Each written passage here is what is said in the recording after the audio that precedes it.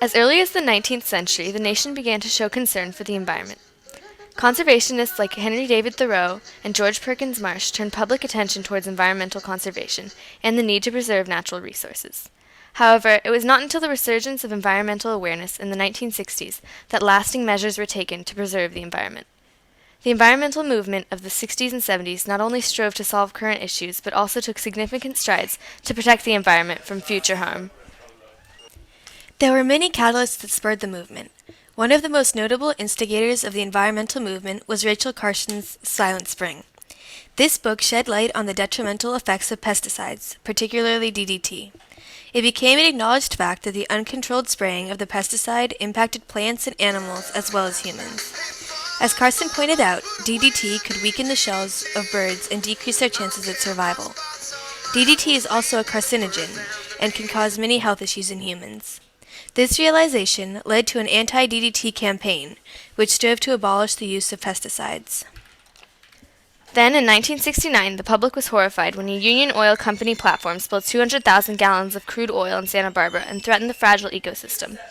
The spill covered miles of ocean and coated many of the creatures that inhabited the area.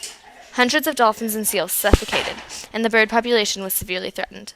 The catastrophic event received massive media attention and inspired many volunteer efforts.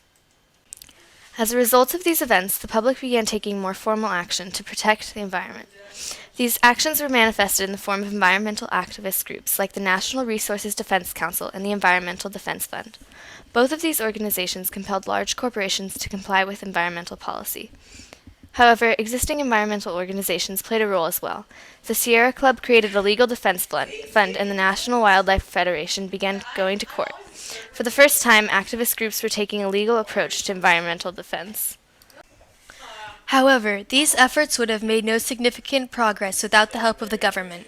Stuart L. Udall served as the Secretary of the Interior under John F. Kennedy and Lyndon B. Johnson between 1961 and 1969. He played a major role in creating legislation to protect the environment by shedding light on the environmental crisis. He also helped to enact the Clean Air Act as well as other fundamental measures of environmental protection, including the Endangered Species Act and the Land and Water Conservation Act. Following their creation, these acts were used in major court cases. In 1971, in the Calvert Cliffs Coordinating Committee Incorporated versus Atomic Energy Commission, the Supreme Court ruled that all federal agencies must comply with the National Environment Policy Act. Then, in 1977, the Supreme Court was able to stop the construction of the Tellico Dam using the Endangered Species Act, arguing that the dam would threaten the snail darter fish. These events culminated in the creation of Earth Day. Earth Day was first proposed by U.S. Senator Gaylord Nelson, who believed that it would unify the public against environmental harm and raise further awareness. Earth Day breached the gap between public activism and government action, but the true importance of the environmental movement is how the actions taken are still effective today. This is true in government policy where the acts are still being used. For example, the Supreme Court was recently able to rule that carbon dioxide is a pollutant with the help of the Clean Air Act.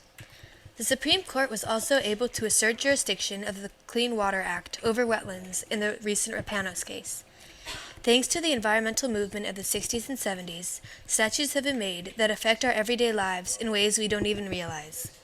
The statutes that provide us with safe drinking water and clean air, such as the Clean Water Act, the Clean Air Act, are all products of the environmental movement.